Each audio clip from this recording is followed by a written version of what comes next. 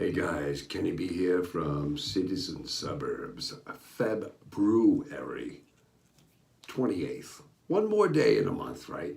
One more time to have our great Mother Earth revolve around our hosting star. Thank goodness. Nice and warm, right? Because we're really the only game in town, you guys. You know, I follow a lot of science channels, but anyway, not to digress too quickly, but we are the only game in town. Anyway, Cities and Suburbs 2/28/24. It is leap year, so that was that little intro was a little sarcasm, but it takes a little longer every 4 years for old Mother Earth to revolve around our hosting star, which we call the sun. And thank God we have it. Anyway, it looks like the Massachusetts Pirates will no longer be in Worcester, Massachusetts, playing at the DCU Center. They are now in Lowell, playing at the Saugus Arena, and I'm sure Lowell is opening up their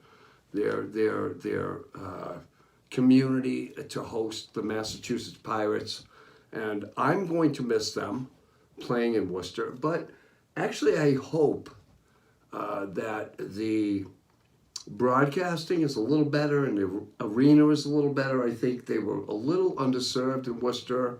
I believed, and I went to a couple of games with the, to see the Mass Pirates, and that's why they don't name them the Worcester Pirates, the Lowell Pirates, because, this is indoor football, the IFL, which will open up in mid-March, and I actually love it, and if you're not a hockey fan, if you're not a basketball fan, we have the, the Sweet 16 in college sports coming up in basketball, and so if you're not into that and you want to watch and be entertained by indoor football, I mean, I get it. It's only 50 yards. It's totally different. It's 8-on-8.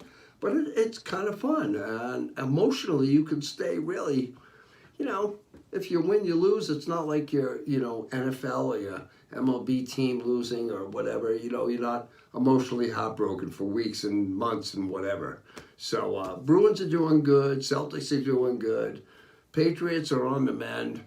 Don't worry about it. Everything's fine, because at the end of the day, sports are fun and emotional, but what are you guys doing, right? How are you doing? So I just wanted to talk real quick. Another spill, another sewage spill in Worcester. On the 20th of April. I mean, on 20th of February. Pardon me, I'm getting ahead of myself. But it looks like, it was only about 193,000 gallons of raw sewage on the 20th, where the storm drains got overflowed and the rest of it poured into good old Lake Quinsigamon. Okay? It's only 193 gallons, right? I mean, 193,000 gallons, I'm sorry. And the fish, they go with that because it's only one part per bazillion. No, I mean, this happens all the time. Okay, it happens all the time, and we really need to look at that, because that is a 7-mile long pond, right? That has been here for 15,000 plus years, guys. I'm telling you, okay? Before the Europeans even got here, in the 1300s, the 14, whatever, that lake was home and food and life-bearing for the indigenous peoples of the continent that we are now calling North America. So it's criminal, it's a crime. We can't keep doing this, And, it's funny, whenever I see, a home being built around a lake or a pond, they put all the hay there. Hay's not going to do anything, guys. Anyway, so yes, so Pirates, we wish you well. I will still watch you guys. And the restaurants in the Canal District, man, they're dropping like flies, dropping like flies. And it's a competitive business. Every week you read about different restaurants that are closing around the Canal District, okay? And there's a lot of reasons for that. And it goes back to 2022, 2023, now we're in 2024. Restaurants, they kind of cannibalize each other, and there's no place to park. There's very few restaurants in the Canal District, by the way, that have their own parking lot. And if they did, it would probably only hold about 20 cars, right? Because it's a very tight area. And keeping in mind that, you know, the parking and all that revenue that was supposed to, from the density, that was to pay off Polar Park in 35 years. So, and that's supposed to be tax revenue. It's gonna get old, it's gonna, you know. Meanwhile, let's shift our attention to downtown Main Street. My gosh, we're still struggling downtown. I mean, there are Maker's Domain restaurant, you know, they were on Main Street. They moved to the Canal District, but now they're gone, you know. But you can only open up so many bars, so many restaurants, you know, to keep Worcester moving. That being said, you know, have you guys ever heard of busking? Busking is a term for street performers. And Worcester, between April and October, if you're a street performer and you want to play in the city parks, you have to pay a $50 fee, $50 permit every 2 weeks. Now, since they've suspended that and they're looking into it, you know, because the city of Worcester did have an ordinance with their strategic plan as titled Strategic Activity 11.4.g, outlined a plan to make public spaces more user-friendly for organized events and for public art, specifying an intention to encourage busking, okay, in high pedestrian areas. Now, high pedestrian areas, okay, so street performers, think about Harvard Square, and, you know, so a lot of these guys in a lot of cities and towns, yeah, you have to pay a minimal fee to stand there for a month, okay? And hopefully you're making more money, okay, than you are to pay the tab, okay? And in Worcester, that's not the case, okay? So if you go to Elm Park and through April and October, those months, you're supposed to pay a fee to busk. And busk is just, again, it's a term for being a street musician.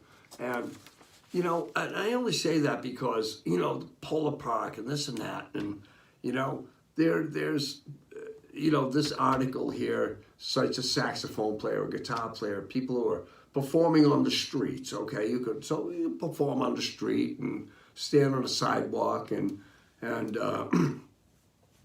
you know, all that stuff. You know, we can have people standing holding, you know, signs though, right? You know, asking for food and doing this and doing that, you know. But it seems like it's kind of an unfair balance. So the city's looking at this whole busking, you know, permit policy, and I think they have actually put that on hold right now.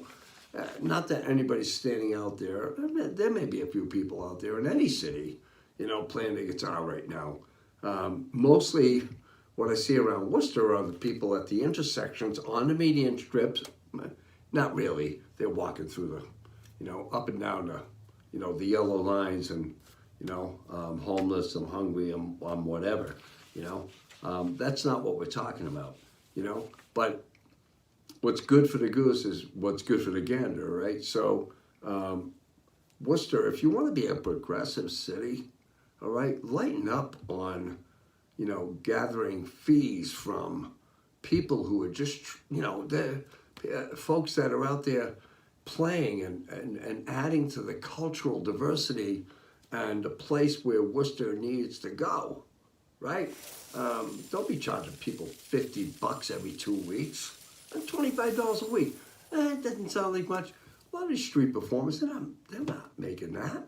You know, they're not looking to make money either. They're looking to contribute to the cultural diversity to where, in this case, Worcester wants and needs to go. So, busking. And, yeah, according to buskers are restricted to specific areas of Elm Park, University Park, Institute Park, between noon and sunset.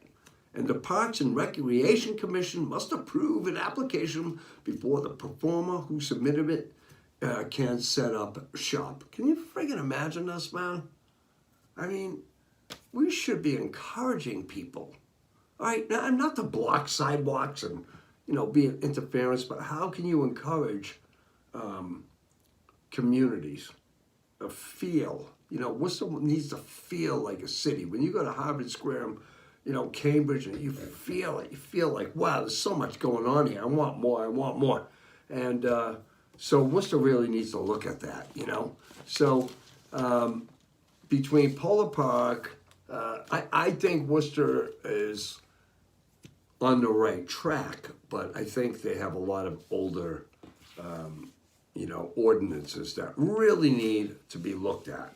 There was also this article I read attached to this that, said that, well, you have to pay $1, to play on the street corner. Well, okay, whatever, but if I should try this, I play some guitar, man. I should try this tomorrow. Stand on the, the corner of, on a public sidewalk and play and say, let's see who chases me away, actually. And probably not many people. But, so guys, just a quick check-in, but, Worcester, we need to get our head wrapped around the right things that are going to grow our communities and the surrounding communities that really support. Worcester's a hub for employment, education, things like that. So, and Poor Lake would say, my God, let's help that lake live a little bit longer, okay? Anyway, guys, checking out here, Kenny B, City Suburbs. See you soon. Take care.